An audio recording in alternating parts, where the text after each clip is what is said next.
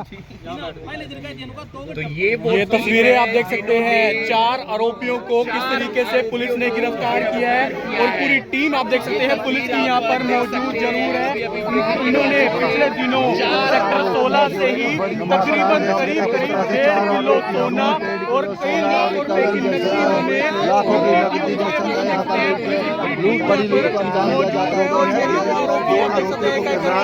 और ये इनके पास से बरामद होता है। गिरफ्तार कर लिया गया। इनके पास से बरामद होता है, ये देखिए सोना बरामद होता है, कुछ नकदी भी बरामद होती है। उसके बाद दिनांक 3 जनवरी 2026 को लगभग 9:20 से 9:30 शाम के समय एक लूट की घटना सामने आई थी। सेक्टर 16 का जो कनेक्टिंग रोड है कम्युनिटी सेंटर के पीछे, वहां अंधेरे एरिया में कुछ युवकों ने, आदिक पाटिल नामक व्यक्ति है जो सराफा बाजार में सोना कढ़ाई का काम करते हैं, उनके और उनके एक परिजन है, रिश्तेदार हैं, वो दोनों जब स्कूटी पे आ रहे थे तो उनके सिर पे ब्लंट वेपन मार के उनकी स्कूटी गिरा के और उनके पोजेशन से कुछ सोना और कैश लेके वहां से फरार हो गए थे।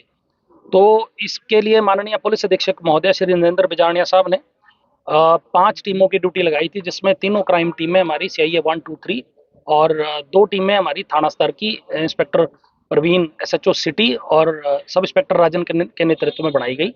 सभी टीमों को अलग अलग काम दिया गया। तो इसमें जो पूरा घटनाक्रम सामने आया है तो उसमें यह आया कि जो जहाँ पे ये सोना गढ़ाई की दुकान है इनकी, उसको एक दुकान छोड़ के एडजॉइनिंग एक शॉप है जो किसी ज्वेलर की शॉप है, वहां पे 2 व्यक्ति काम करते हैं, जिसमें से एक का नाम है प्रिंस शर्मा और दूसरे का नाम है दिनेश शर्मा।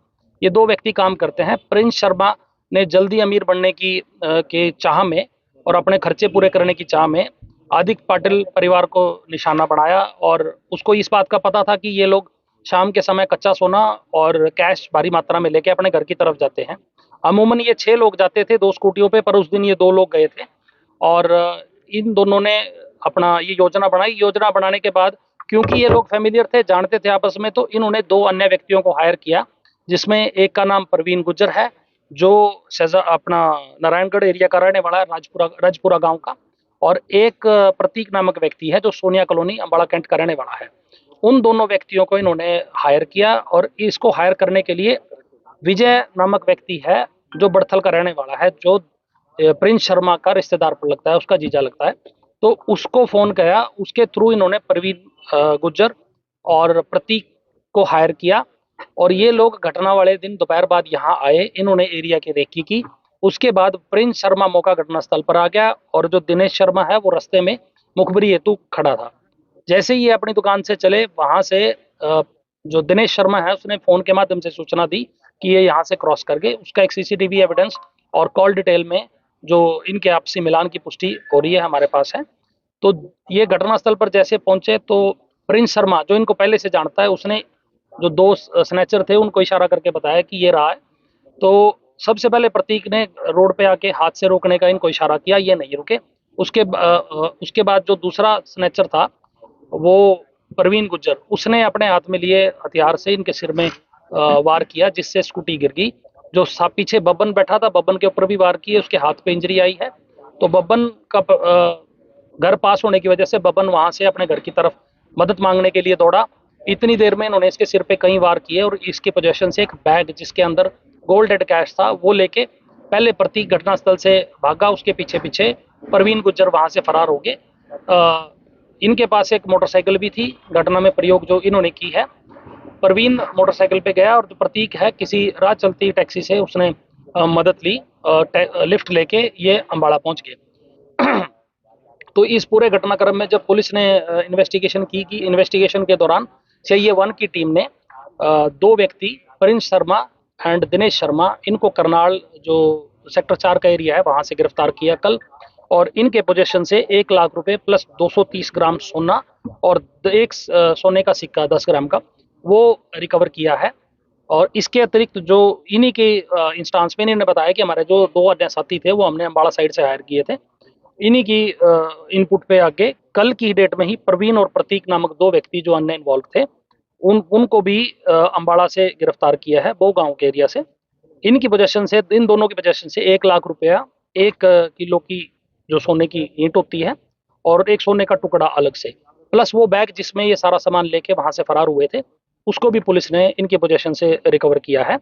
सोने की का टोटल वजन अभी तक की इन्वेस्टिगेशन में 1240 ग्राम प्लस कैश की रिकवरी 2 लाख के करीब हुई है।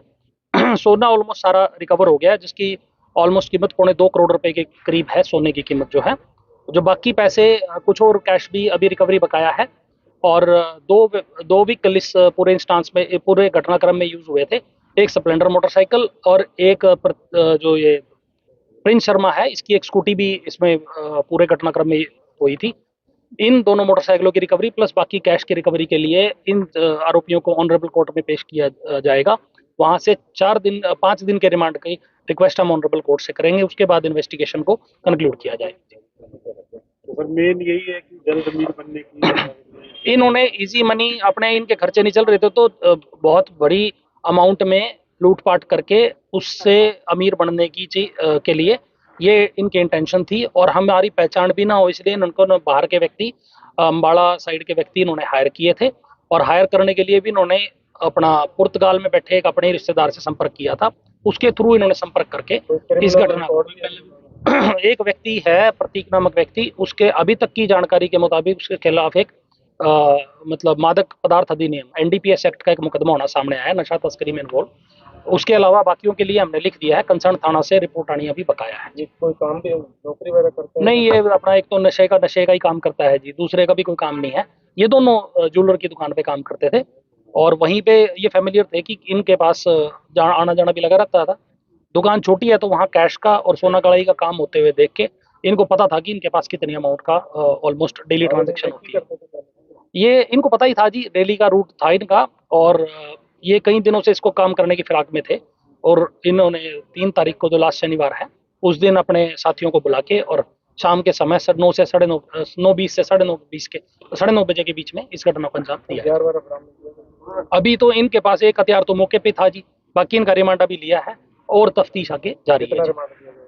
हम लिखें अभी, अब 5 दिन का हम ऑनरेबल कोर्ट से मांगेंगे, आगे ऑनरेबल कोर्ट की मर्जी है वो कितना रिमांड दे।